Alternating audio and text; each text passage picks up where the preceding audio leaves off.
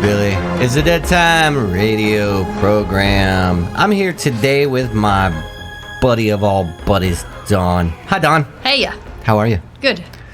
Did you have a good week? I did, so far. Yeah. It was a rough weekend we had. Oof. Busy. Mm-hmm. Lots of people doing dumb shit. Yep. It's getting sunny outside and warm, and people are getting their motorcycles out. And driving like idiots. Yeah. Other people aren't seeing them. Sorry for the heavy panting. That's not Dawn. That's Mara. Mara the cray-cray. So tonight's episode is all about something kind of cool. Everybody's heard of nursery rhymes and lullabies. Yeah. Did you know that a lot of them, Dawn, came out as creepy reasons why they're out? Yeah, that's what we're looking at there. Yeah. So we're going to look at some of the creepy origins of some of your all-time favorite lullabies. So be prepared to be creeped out. But before we do that, hey, let everybody know. We have an email, and we'd love to hear from you. And it's thedeadtimeradio@gmail.com. And while we're doing that, I want to talk to you, Dawn. I got an email from your buddy Katie. When we were talking about demons and stuff on the one of the last episodes, I think it was like 2 episodes ago. Yeah. Yeah. She sent us an email because you had mentioned something about flies, and I had mentioned that in like the Amityville Horror and all that cool stuff. Yep. So Katie sent us a message. She says, Dawn, I was totally there too. I remember the flies and the voices and noises. I remember how creepy that shit was. They were mischievous little assholes. I like Katie. Do you remember the night at my grandma's house when I told you about the orb? What orb?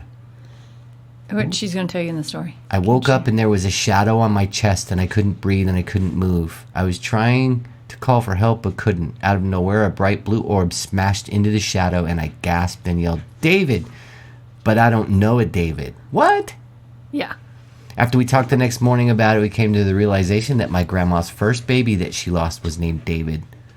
Just thought I'd share that too while I was here. Love you guys, Katie. We love you too, Katie. Love you, Katie. Yeah, thanks for validating that story. It was super creepy. That's a creepy story in and of itself that she has there too. Having to kill the flies and yeah. I've heard of stories of people like meeting their aborted baby as a ghost.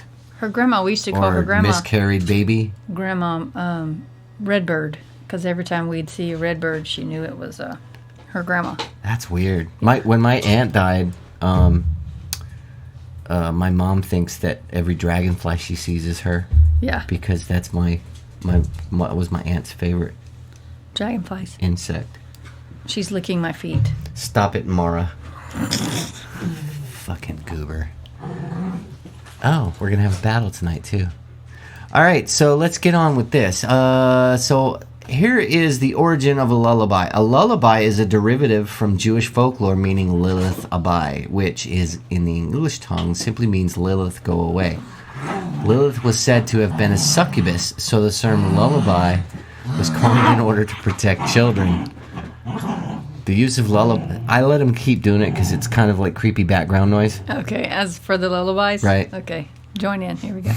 The use of lullabies and mainly nursery rhymes throughout history were most often used as an educational tool to teach children about past events. Over time, the term lullaby stuck, and we now think of it as a soothing song used to calm children. However, history shows us that some lullabies are anything but soothing and are more or less horrifying. Mm-hmm. Wow.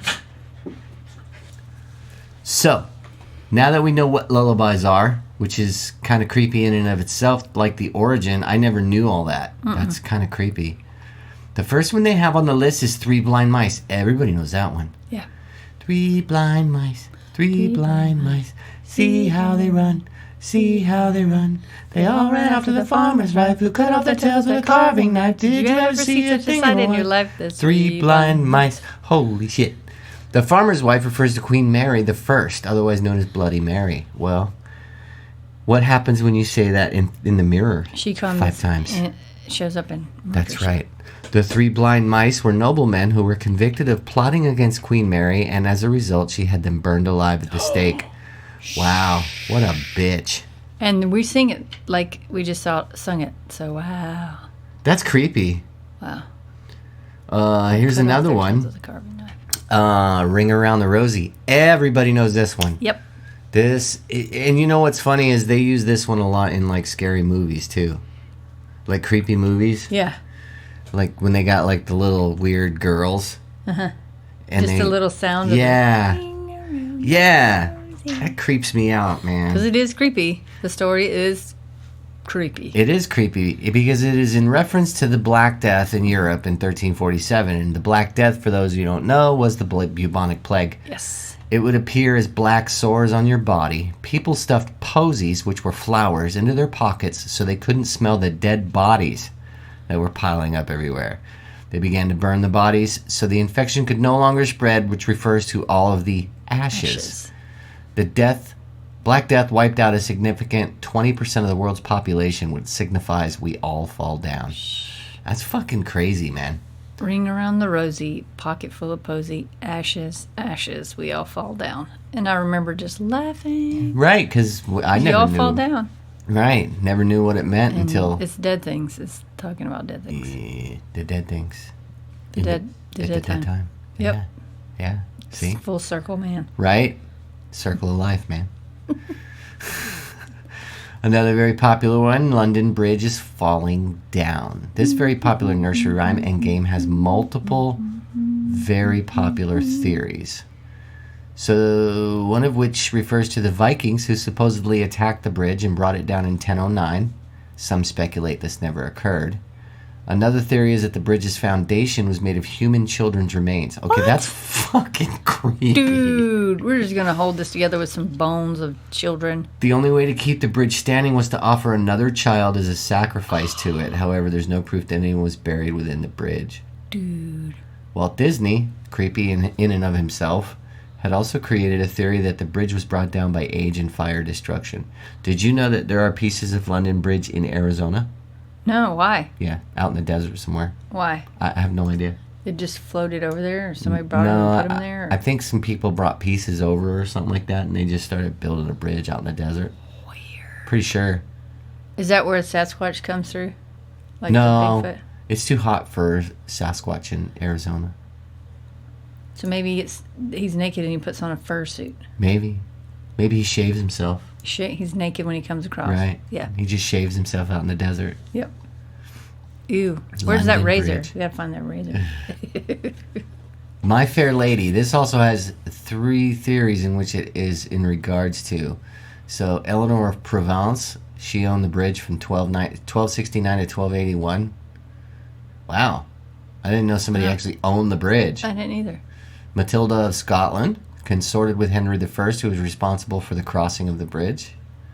The Lee family, they had a primary tradition that a human body must be under the structure at all times. What? Why? What? I don't understand. While none of these theories have yet to be proven, they do make for great banter. I don't get that. Why would you... This sounds like some type of fucking ritualistic thing when they built this bridge that they were like... It's not going to fall down if there's a person under it. We need bodies under the bridge at all times because it keeps the structure. Billy Goat's gruff or something. Yeah. That weird. Well, like maybe that's where the troll from the bridge came from. Ooh, yeah. While none of these theories have yet to be proven, they do make for great banter. Yeah. That's creepy is what that is. My Fair Lady. Humpty Dumpty. Well, Humpty Dumpty sat on a wall.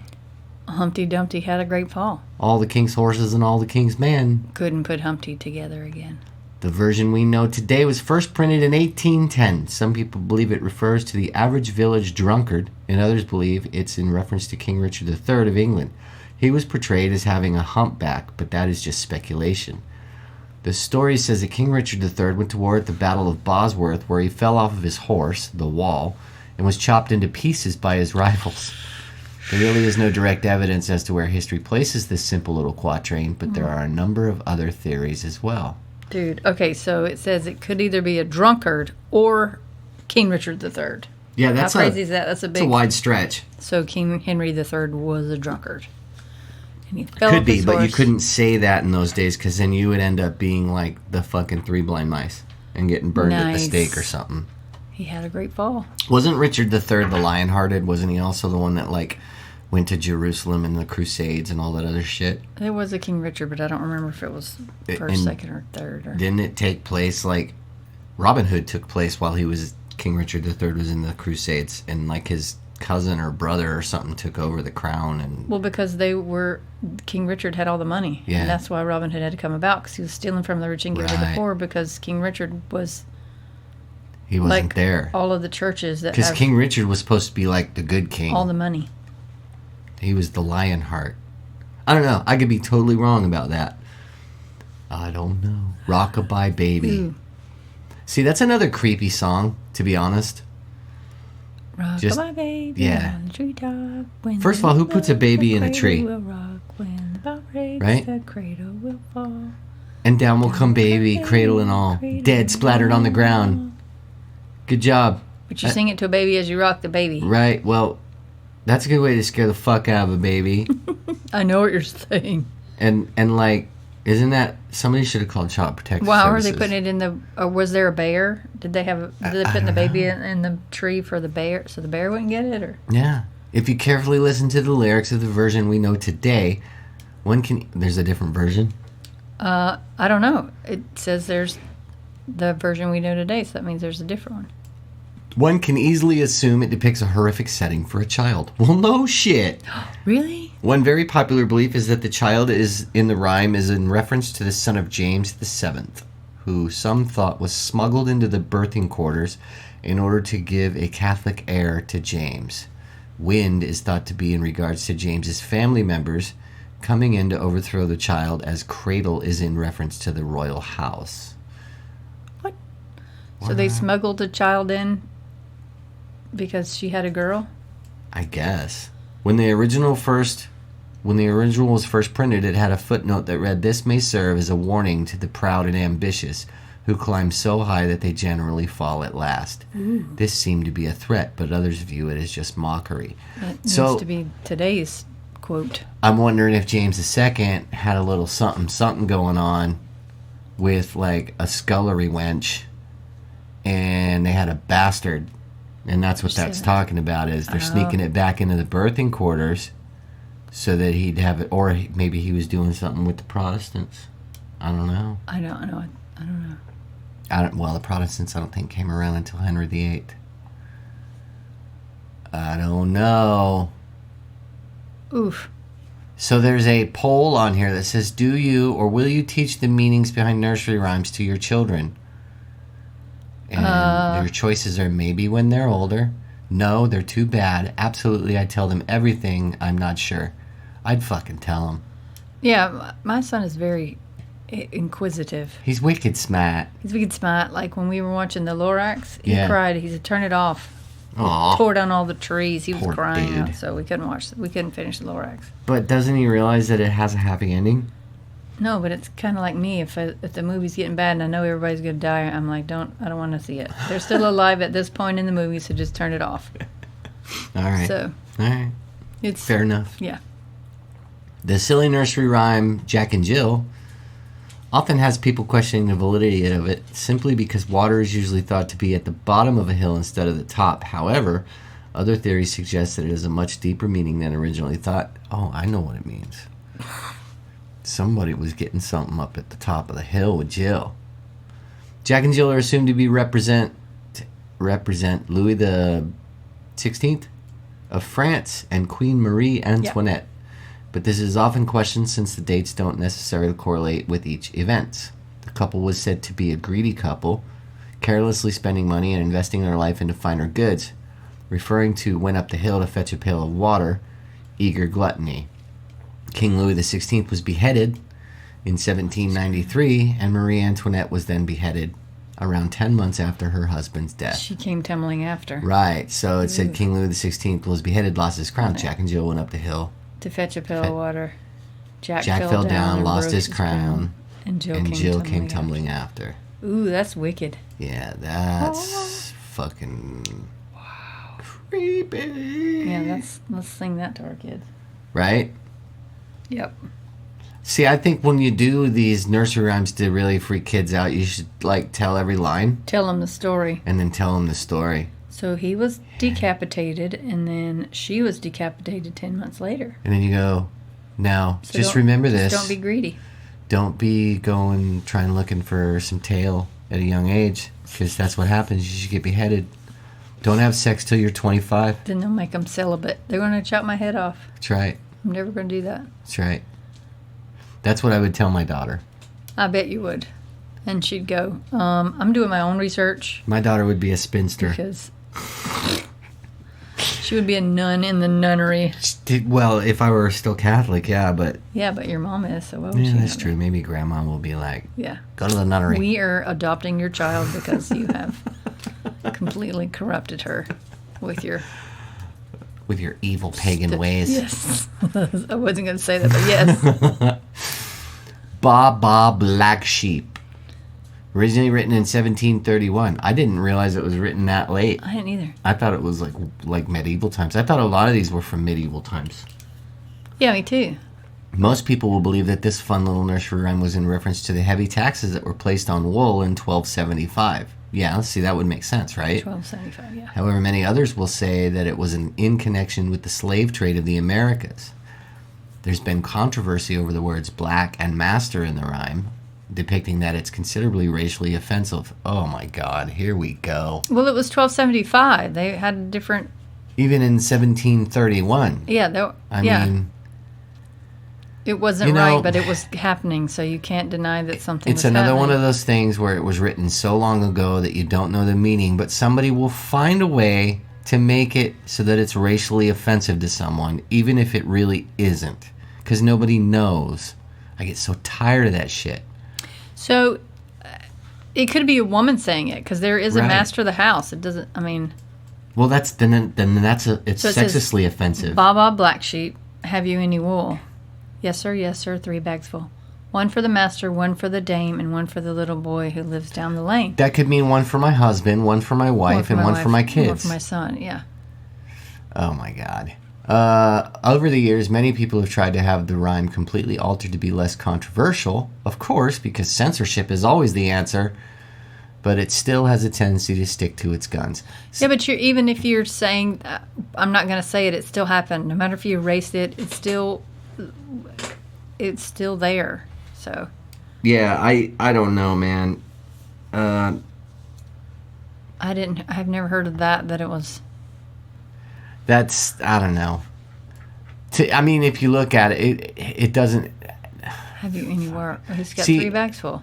Anybody sees the word He's saying, yeah, master this is and for my black, and family. then they all of a sudden say slavery, and that's so wrong. It's so fucking wrong. All right, Mary, quite contrary. I'm moving on because I don't. Yes, go ahead. I know you're. I'll get it's a triggered. Trigger. Mary, quite contrary. Mary is in reference to Queen Mary the First of England, who we already know is a crazy bitch, also known as Bloody Mary. Yep. Mm-hmm. And I believe Queen Mary was married to Henry VIII. Yes. And he died, she and was she took over. Brutal, yeah. The rhyme was written to heckle at her time on the throne. Contrary was an average term used to describe her nature of leadership. How does your garden grow was mocking her inability to produce living children. She was always widely known for murdering over 280 people, so silver bells and cockle shells were in regards to her torture devices. What? Pretty Maids All in a Row was in reference for her numerous miscarriages and or dead bodies she accumulated over her 5-year reign. Dude. So that's probably why she went crazy, because she kept having miscarriages. Yeah. She probably one is batshit make crazy. you crazy. Mary, quite contrary. How does your garden grow with silver bells and cockle shells, all with pretty maids all in a row? Dude. That's creepy, man. I didn't know that was for miscarriages. Did you ever watch that show, The Tudors? It was on Showtime. It was such a great friggin' show, and it was all about Henry VIII. So it talked about all of his wives, Ooh. including Anne Boleyn, and it goes all the way up to Mary. The whole show ends like around Mary taking over, but it was really good, and it's probably one of my favorite shows in history. If anybody's ever watched it, you guys know it's really good. What I mean, I would want to know what silver bells and cockle shells of torture devices. What is that? Is that like That could be like those. You seen that the the pear? hand thing? You seen the pear? No, what? It's what like a what- pear-shaped device they put in your butt, and then they crank it, and it opens up. Shut up! So they spread your butthole open. Shut up! I'm not kidding. Why? Because that's torturous. That would fucking hurt. Yeah, because you've just ripped your Yeah. rectum. Yeah, Damn near pretty killed much. him. Damn near killed him. Little boy blue. He needed the money. Stop. Andrew Dice Clay. That was classic. Little boy blue, come blow your horn. The sheep's in the meadow, the cow's in the corn. Where is that boy who looks after the sheep? Under the haystack, fast asleep. Will you wake him? Oh no, not I, for if I do, he will surely cry. Theories show that little boy blue was in reference to Cardinal Wolsey, who was the son of a butcher and was also a Hayward. In the 18th century, cows eating in grain fields, corn meaning grain, and sheep eating in large amounts were believed to have made the animals extremely sick, thus being a foul idea portrayed in a nursery rhyme. Regardless of what you choose to believe, you have to admit that the stories behind these dainty rhymes can be rather chilling. I don't get that one. I don't either. So just because the cows are eating and the sheep are eating in Cows are large eating amounts, the corn. they got them sick. What does little boy blue have to do with Because he didn't stop them. He didn't lead them to where they're supposed to eat. Because he lazy was taking a fucking nap. kid? Goddamn kids. Taking a nap. They don't know an honest day's work anymore. Yep. Unbelievable. Unbelievable. Oh. Yeah, that's the one. It says goosey goosey gander. Goosey goosey gander. It's hard to imagine any rhyme with the phrase goosey goosey in its title could be described as anything but feel good. Well, some people don't like getting goosed, so. But it's actually a tale of religious You get put persecution in jail right now. during the days when Catholic priests would hide themselves in order to say their Latin-based prayers, a major no-no at the time, not even in the privacy of one's own home. In the original version, the narrator comes upon an old man who wouldn't say his prayers, so I took him by his left leg and threw him down the stairs. What? Motherfucker. What? We're going to have to find out what goosey goosey gander Yeah, that's crazy. sounds like. That's crazy. Do we have goosey goosey gander somewhere on here? I don't think so. These are just explaining them. Yeah. Well, We'll have to look shit. that one up. Here, I'll highlight it, and then we'll make sure we look it up and read it. Eeny, meeny, miny, mo. Yes, that's the next Now, one. if I remember correctly, okay, eeny, meeny, miny, mo. No, I'm thinking of something else. I thought that came from Jack and the Beanstalk, but that's fee fi fo fo. No, eeny meeny is like you do when you're trying to guess something. You go eeny meeny miny mo. Right. But I thought that whole saying one came from Jack and the Beanstalk, but then I forgot he said fee fi fo fo. Yeah. No, there's nothing particularly inflammatory about the lines eeny, meeny, miny, mo. Catch a tiger by his toe. If he hollers at him, go eeny meeny miny mo, and then whatever you land on is the one you choose. Right. But there is when you consider that the word tiger is a relatively new development in this counting rhyme as a replacement for the N-word. What? What? Even with the lyrical switch out, any reference to the poem still has the ability to offend. It's because everything has the ability to offend. In 2004, 2 passengers sued Southwest Airlines for intentional infliction of emotional distress and negligent infliction of emotional distress following an incident where a flight attendant used the rhyme in a humorous fashion during takeoff when she told passengers, oh my God. Eeny meeny miny mo, please sit down, it's time to go. The court sided with the airline. Thank you. Thank Because you, that's 'cause fucking that's ridiculous. silly. See, everybody Please wants sit to down, get a it's time to buck go. for free so they can get offended and sue shit. She was trying to be cute. I know. You can't even fucking joke about anything anymore. No. Everybody's so goddamn offended at everything. Here We Go Round the Mulberry Bush was in 1840. Here We Go Around the Mulberry Bush is often sung as part of a children's game. According to historian R.S. Duncan, a former governor of England's Wakefield prison, the song originated with that 420-year-old institution's female prisoners who were exercised around a mulberry tree, which is probably not the connotation your 6-year-old self had in mind. What? What? That's crazy. So who came up with that? It Did doesn't the- say that. Oh, well, it's the female prisoners probably just sang that while they were exercising around that They tree. would go around the mulberry bush. Yeah. I didn't know that. I didn't either. Old Mother Hubbard went to the cupboard to get her old dog a bone. When she bent over, Rover took over. Stop. Oh, she got a bone of her own. Did we do Ring Around the Rosie? Yeah, we did Yeah, that we did one. that one already. Okay. Too many, Old Mother Hubbard is not a mother at all, nor a woman. The poem is speculated to have been written as a mockery of Cardinal Thomas Wolsey. This guy, Man, he made it into a lot of nursery. Thomas Wolsey, was... he refused to grant an annulment to King Henry VIII. That's why Henry VIII created the Reformation, because he could not get annulled from his first few so he couldn't marriages, be divorced. so that he could marry Anne Boleyn. Led to his political downfall. I remember that. And then I believe Cardinal Wolsey was, like, executed eventually, if I remember correctly. Ugh. Very strange. Very, very strange. That's not... Oh. Old man. Old man. Wait, Rub-a-Dub-Dub was the other one. Rub-a-dub-dub. And this old man were the other. Yeah, there you go. Was that 3 men in a tub? In the American version, the story of 3 tradesmen, the butcher, the baker, and the candlestick maker, all hanging out in a tub, seems like it might be progressive in some ways. That version is warped from the original, which goes, hey, rub-a-dub, ho, rub-a-dub, rub-a-dub, 3 maids in a tub. No, that's what I'm talking Hey, about. Rub-a-Dub-Ho. Ho. They said ho. I'm He did say offended. ho. Yep. And who do you think were there? The butcher, the baker, the candlestick maker, and all of them going to the fair. Yeah, they were going to a fair, all right.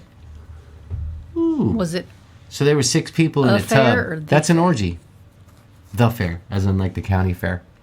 They butcher, the baker, They the were candlestick washing each maker? other. Oh, you gotta do this old man. That's the creepy one. This old man. There He you go. played. He said to Ooh, read it. It's just not right. this old man. I've always been a little creeped out by this ditty about an old man playing knick-knack on various Paddywhack. things owned by the song's writer. Gave In his the end, dog a bone. it turns out this is just standard case of the English hating on poor Irish people after the potato famine. Most sources I've found believe this old man refers to the influx of Irish beggars going door to door in England after the famine, either to sell knickknacks or to literally play a rhythm called knickknacks using spoons in hopes of getting some change. Spoon man. The paddywhack is a derogatory term for literally hitting an Irish person, just as a paddy wagon referring to either the Irish cops driving it or the Irish drunks inside it. What? And the old man rolling home seems to allude to the use of caravans or the old man using his money from those lucrative knickknack sales to get boozed up. The emotional impact this story is having on me is significant. Yeah, I'm Irish as well. Paddywhack, me too. Give a dog a bone. Irish get fucked with all the time through history. Yeah. Kind of messed up. You done messed up, A.A. Ron. Georgie Porgy Pudding and Pie. Yep. Kissed the girls and made them cry. When the boys came out to play, Georgie Porgy ran away. Georgie Porgy refers to courtier George Villiers, Duke of Buckingham, who was rumored to be King James I's lover. What? Wow. While there's no proof of this relationship, it was evident that King James was very fond of Villiers, who was given a lot of money and titles. Villiers' good looks are very well documented, though, along with his love for women. It is said that Villiers earned the wrath of several husbands whose wives had had sex with, who did not always consent to it. Ooh. So he was a rapist. That's what I got from the poem. Why? Georgie Porgy Pudding and Pie. We get why Kissed the girls cried and why made Georgie Porgy ran when the boys came out to play. Yeah, but I mean, kissing a girl sounds like you're... Well, if he was he was bisexual. If he was also rumored to be King James I's lover, but buggery was illegal back in those days. Buggery. You have been arrested because For buggery. for buggery. Exactly. Hold on. Let's read Goosey Goosey Gander because we have circled Goosey it. goosey gander, whither dost thou wander? Upstairs and downstairs and in my lady's chamber. There I met an old man who wouldn't say his prayers. I took him by the left leg and threw him down the stairs. I don't After remember that England one. turned Protestant following King Henry VIII's creation of the Anglican Church, there were plenty of Catholic priests who refused to follow the Protestant faith. So to avoid punishment, they set up small rooms in their homes called priest's holes to pray in.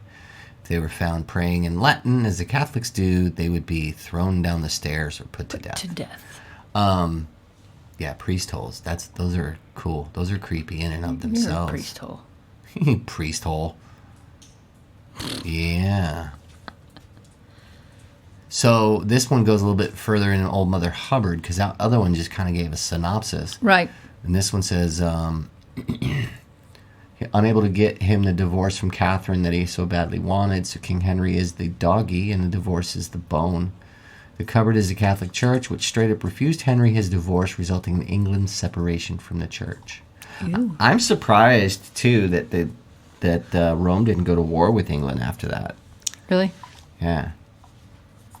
I think he was excommunicated, though. So, there's always that. Yep. Pretty cray-cray. What else we got on here? The next one is... My Fair Lady. No, that's London Bridge. No. Do you see any more on here? It was the song facts one that you said that we would be. Oh, you want to talk about Sex Crime No. by the Eurythmics? No, that's not. We were trying to get to Macabre Mother Goose.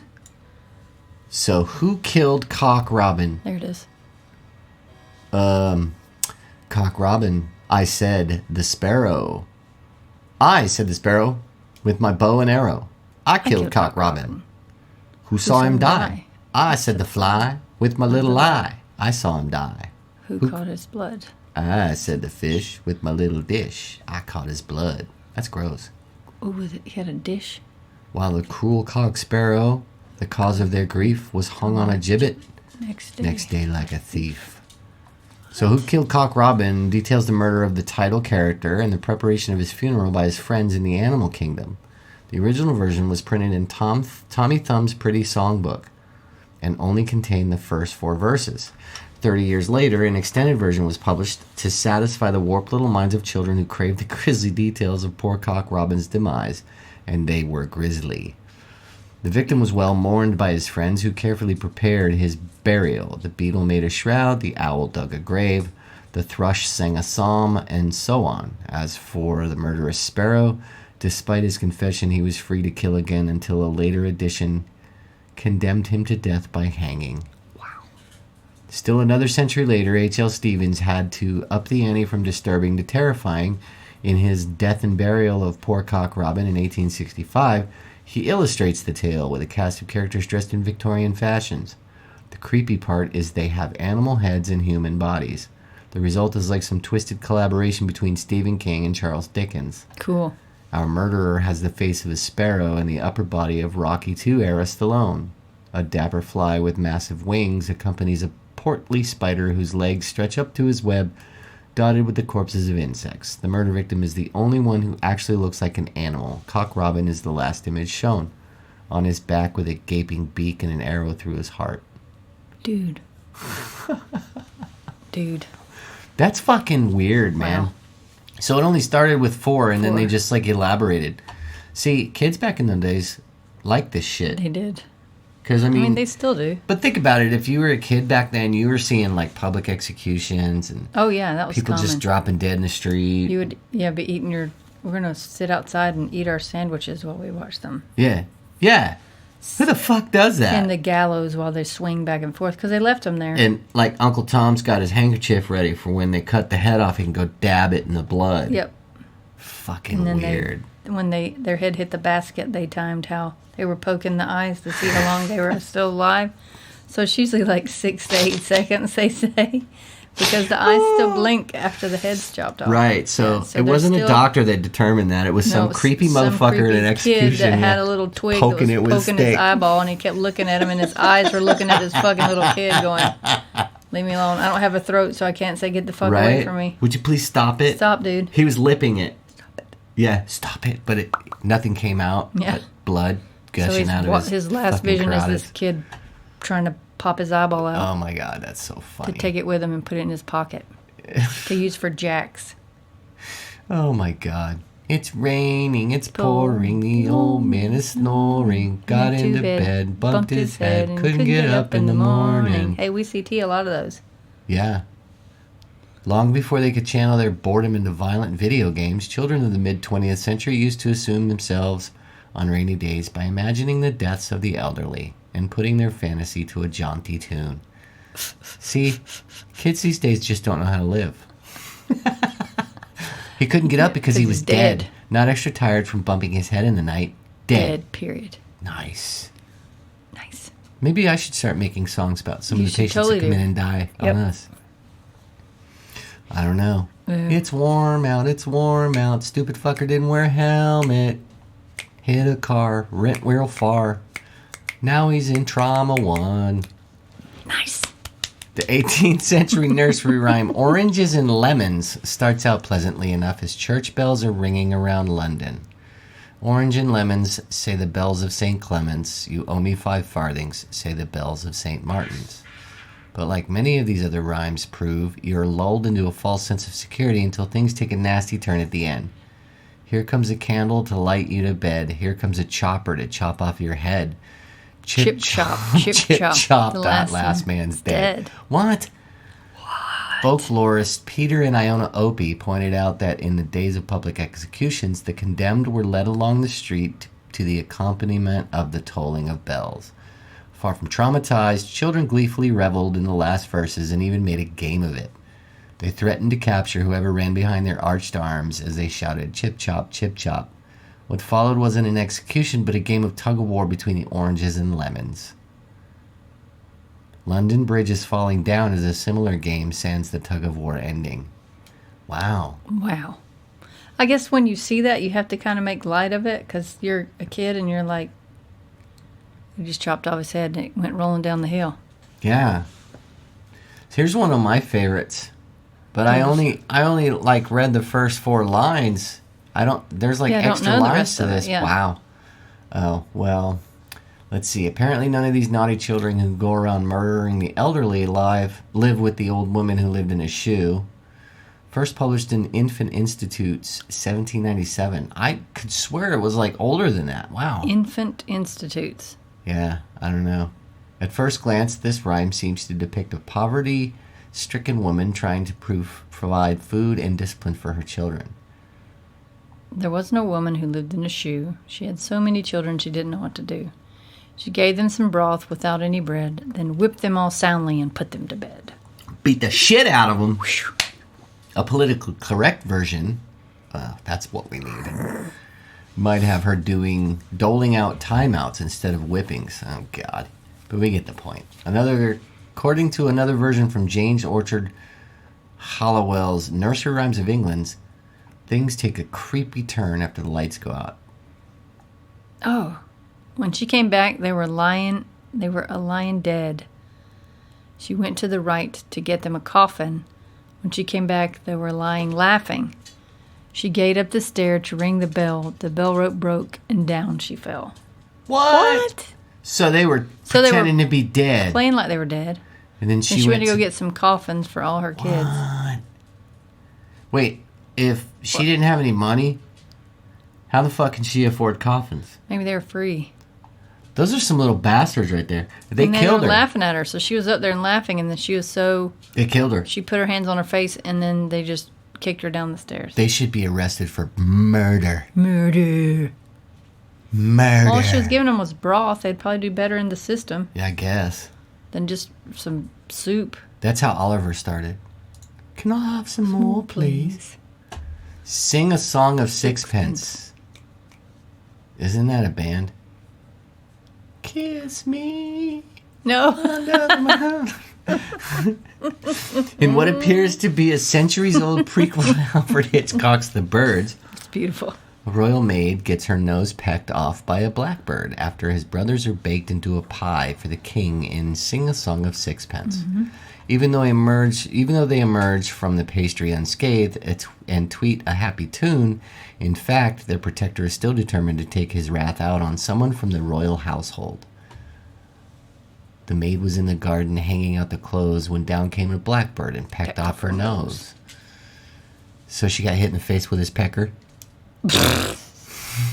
Knocked her face off. Fucking pecker knocked it off.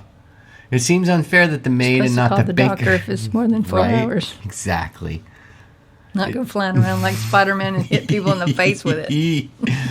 It seems unfair. Caw-caw! It seems unfair that the maid and not the baker is his target. But she's given some relief in later versions as a skilled doctor sews her nose back on. Oh, I'm sure that looked good back in those days. Ooh, yeah. In the earliest known version of the rhyme, however, it's not birds that are baked into the pies, but 4 and 20 naughty boys, a la Hansel and Gretel. So while the image of a woman getting her nose ripped off by a vicious blackbird may inspire a lifetime of ornithophobia, I can't fucking say that word. It's a less terrifying fate than ending up in the king's stomach or outhouse. Ew. Alouette. Alouette. Speaking of birds, little kids unfamiliar with the French language may sing along with the lyrics to this tune in ignorant bliss until they realize it's absolutely slowly tearing the feathers off of their chirping friends. Ooh. The 3 blind mice have nothing on the torture of this poor bird has endured. Little skylark, lovely little skylark. Little lark, I'll pluck your feathers off. It sounds so nice. Right? The lengthy process is as followed with enthusiastic repetitions in between. Wow. I'll pluck the feathers off your head. I'll pluck the feathers off your head. I'll pluck the feathers off your beak. I'll pluck the feathers off your beak. I'll pluck the feathers off your eyes. I'll pluck the feathers off your eyes. I'll pluck the feathers off your neck. I'll pluck the feathers off your neck. I'll pluck the feathers off your wings. I'll pluck the feathers off your wings. I'll pluck the feathers off your feet. I'll pluck the feathers off your feet. I'll pluck the feathers off your tail. I'll pluck the feathers off your tail. I'll pluck the feathers off your back. I'll pluck the feathers off your back. That's funny as Off fuck. your back, off your tail, off your feet, off your wings, off your neck, off your eyes, off your beak, off your head. Little lark. Ooh. What the fuck is wrong with It people? doesn't sound like that. It's like, alouette. Right. Alouette. Oh my god. That is fucking creepy. Dude. Creepy creeperson. Be really afraid of the kids who do understand French and Right. kept on singing. Right. We didn't know the words. We just thought it was cool. And they smiled all about it too. So that makes me wonder what Frere Jacques really means. What is it? Is it on here? I don't know. Let me write that one down. Eeper Weeper. I've never heard of this one. Mother Goose again proves that yesterday's crime can become today's nursery rhyme. While modern children's songs teach kids how to count and learn their ABCs, children of bygone eras had different needs, like how to efficiently hide a dead body. I guess love that it. would be knowledge that you would need to know. Right. So here we go. Eeper Weeper offers a bonus of using your existing career skills to do it. Here we go. Eeper Weeper, chimney sweeper. Had a wife but couldn't keep her. Had another, didn't love her. Up the chimney, he did shove her. Wow. There's not an L in that. Chimney. Not chimney. Up the chimney, he Up did the shove chimney. her. An earlier version from Scotland includes the delightful detail of mice feasting on the woman's corpse. Peter Pumpkin Eater. Peter Pumpkin Eater found a Found a similar solution when he stashed his cheating wife's body in a pumpkin shell, and there he kept her very well. Oh, wow. Oh, that's creepy. Dude, let's sing these songs. Da, da, da, da. Okay, Oh My Darling Clementine. The narrator recalls his lost love, a big-footed miner's daughter who gets a splinter in her toe and stumbles into a river. Because he couldn't swim, he stood nearby and watched her drown. This song is meant to be lighthearted, but it still paints a vivid picture of Clementine's demise. Dude. Oh, shit. Ruby lips above the water, blowing bubbles soft and fine. But alas, I was no swimmer, so I lost my Clementine. Percy Montrose is credited with the earliest version of the classic folk ballad, which debuted in 1884, but the song was actually inspired by H.S. Thompson's earlier song, Down by the River Lived a Maiden. The 1863 Ode to Clementine describes her womanly features, like her lips were like 2 luscious beefsteaks, dipped in tomato sauce and brine. Your lips are like two luscious beefsteaks Right. dipped in tomato sauce. I'm going to and start brine. using that as a pickup line. Don't do it. In this version, her lover plies her with wine before she takes her fatal dip into the water. In the 1960s, Bobby Darin added insult to injury when he ended his cover with a fat joke. Hey, you sailor way out near whaler, A with your harpoon and your trusty line. If she shows now, yell. There she blows now. It just may be Chunky Clementine. All right, so I got to write that down. Her lips, I'm going to be like, hey, baby, your lips are like two luscious beefsteaks dipped in tomato sauce and brine. You sound like Beavis or Butthead with Hey, baby. No, don't do it. Wow. No. Okay, so we can agree that people back in those days were fucked up. Yeah. Yep. Rockabye Baby, we did that one. Yep. Kill Cop Robin. This one had some pretty good creepy stories on it. Yeah. Song facts. What else we got on this stuff, Dawn? Well, we're going to move into talking about Hansel and Gretel. Yeah. So, that's on. Hansel and Gretel. Yeah, Yeah, that's always like, it's not really a nursery rhyme, but it's still a great story. Yeah. And I like it a lot about fucking going out and the witches and shit. It was Bugged Space I was looking at. Oh, there you go, Grimm's. Ooh, yeah, we were going to do some Grimm's fairy tales. That's what we were going to do. Yeah. Ooh. Is this like the whole friggin' story? That's a fairy tale by Brothers Grimm. That's it. You have to We're read going to it. have to do a whole episode on some of Or these just Grimm's fairy tales. Yes. I have a whole list, yeah. Because it's probably one of my favorite things. And like we talked about it the other night, but that TV show Grimm was such a cool show. Yeah, I'm going to have to rewatch that. It was good. It was really cool. So now, this talks about, I mean, this is like, I thought it was longer than this. This is like one page. The Grimm's fairy tale? No, Grimm's fairy tales were pretty short, so. Yeah. But that is the Hansel and Gretel. Like they made a my whole movie dad out of it. has an old book of Grimm's fairy tales. Ooh, at like the the house. original? Like it's like really nice, cloth bound. I'll have to find it. Ooh, and yeah, I want to see it. It's pretty cool. He's got like a collection of books that are like that. They're like they got different colored like brown or green cloth, and they've got like gold filigree on the spine. You get them from like Germany or something? I don't know where he got them, but they have been with us since I was a kid. So I'm gonna have to ask them his travels. where he got them, because I remember reading them as a kid a little bit, but yeah, dude, he's had those things forever. Wow. Yeah. So Grimm's fairy tales, definitely something we're gonna do. So let's Google Frere Jacques and see if we can find out what the.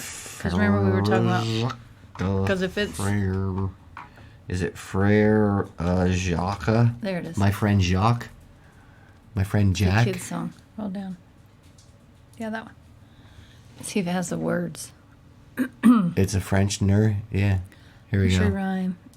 We'll go to Wikipedia, the one favorite place I always like to You love go. it. You love it. So this song concerns a monk's duty to ring the bell for matins. Frere Jacques has apparently overslept. It's time to ring the bells for the matins, and someone wakes him up with this song. The traditional English translation preserves the scansion, but alters the meaning such that Brother John is awakened by the bells.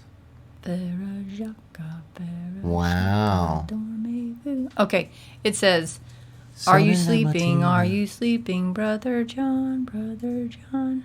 Right. Morning bells are ringing. Morning bells are ringing. Ding, dang, dong. Ding, dang, dong. Okay, that's not as bad as the other one. Dormez-vous. Alouette. Dormez-vous. So now we know how to say, "Are you sleeping?" Dormez-vous. Dormez-vous. Dormez-vous. Sonne le matin. Sonne le matin. Sonne le matin. But see, Jacques means Jack, doesn't it, in French? Brother Jack, yeah. Yeah. Brother Jacques, are you sleeping? Are you sleeping? Ring the bells for matin. No. Ring the bells for matin. Wow, man. Cool. So I guess matina means morning bells. Cool. Wow, we just learned We French. we just totally learned Holy French. fuck, Look at we're that. so You're welcome. cool. You're welcome, people. Dead Time Radio. Sonne le matina. That means ring the morning bells. Matina, Just so you know. Matinas. Why would they change it? What do you mean? Because the French suck, probably.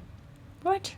I'm kidding. The French don't suck. But the English don't like the French. They haven't liked the French for a long time. Well, I mean, that's... They've been at war for like years. So is the Scottish and Irish and Catholic and Protestants. Right, and right. There's always fighting somewhere. Yeah. For centuries, they've been at war. Yep.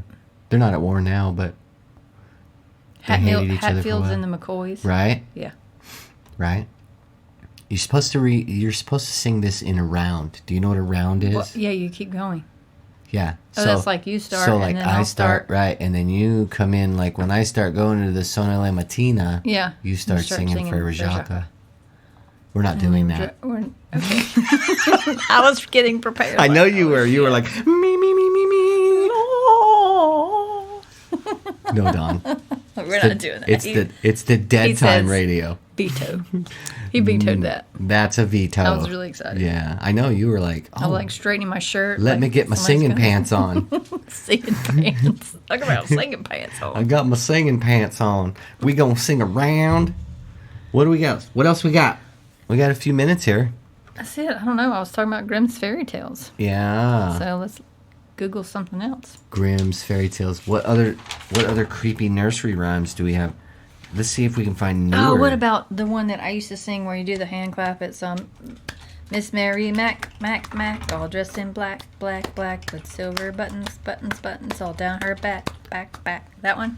I've never heard that one. What? You ever see little girls doing the...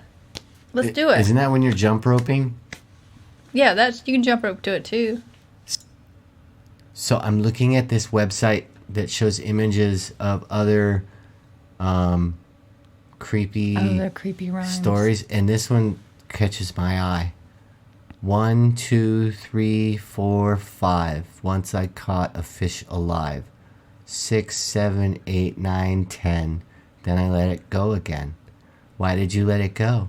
Because it bit my finger so. Which finger did it bite? This little finger on my right.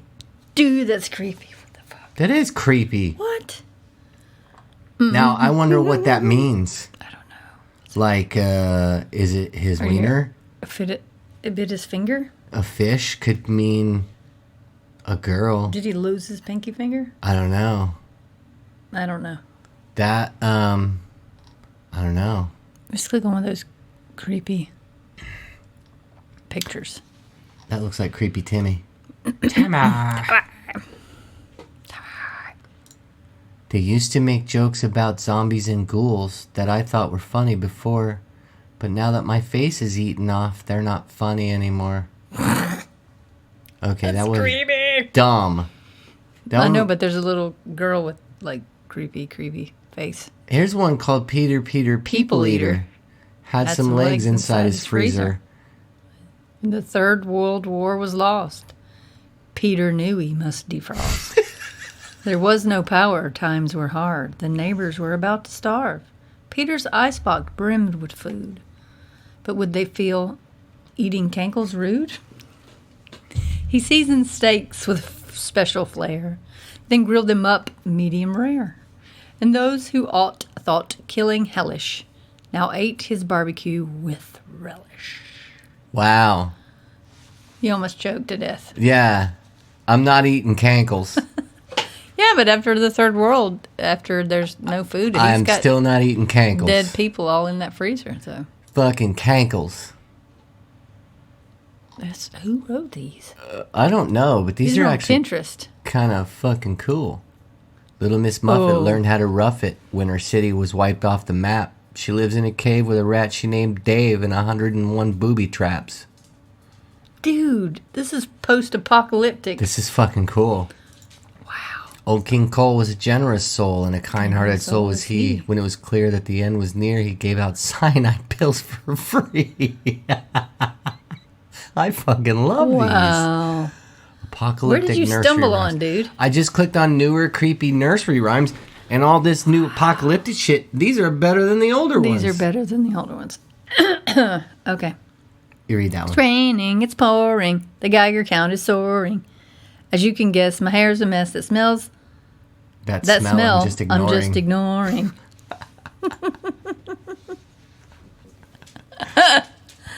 Mary had a little babe, looked kind of like a squid. It soon became apparent that it was the devil's kid. She tried getting rid of it, threw it down the well. It just waved its tentacles, opening a door to hell. Demons poured out of the gate. Mary wept neath an eclipse. Come on, man, said baby boy. It's only an apocalypse. Dude! Wow. He stumbled on some wicked. I like these. This is the dead time, so I guess we're... Right? Mary, Mary, mercenary, where did you learn to slay? I was a regular kid when the world flipped its lid, killing the zombies who were once mom and daddy, made me what I am today. What the fuck? Super germ hot, super germ cold, virus in the petri dish, 9 days old. Once the germ is caught, it cannot be controlled. Shortly now, the human race will all be growing mold. Dude! These are fucking awesome. Yes, they are. Awesome. See, people, we don't print disappoint. these out, man. Fuck yeah. What? The next one. Dr. Jack Horner sat in the corner of a genetics research facility. 'Twas the end of the world, and he screamed like a girl to the best of his ability. Did you write these? No. Did you write these? No. Holy shit, I like these. Wow. Dude, they say these are on Pinterest, so I don't know who wrote these, but these are genius. So, These are genius. Yeah. Peter. Oh, we already just did read the that thing in one. the freezer one. Rockabye baby, your sleep's just begun. The battle is over, the AI has won. When you grow up, your body will be a battery for a robot army. And there's fetuses inside the AI robots. Fuck, man. Dude, that's deep. What? There was an old woman who lived in a bunker. Bombs would start dropping and down she would hunker. There's only one thing she'd forgotten to plan. A good way to open up all of these cans. Little boy blue, come blow your horn. The zombies are coming. The town must be warned. Where is the boy meant to sound the alarm? Well, it's harder to play when you're missing an arm. Oh! And we'll leave it at that. Dude! These are really kick-ass. And all I typed in was newer, creepy and they're on Pinterest, nursery rhymes. So and they're all on Google Pinterest. Because they are amazing. They're fucking dark nursery rhymes. Bedtime radio and Gmail. Hey, Is this your darker nursery rhymes Yes. that you created? And that's the end of our show. Give us a holler. Let us know what you guys think. We'll see you next time. Love ya.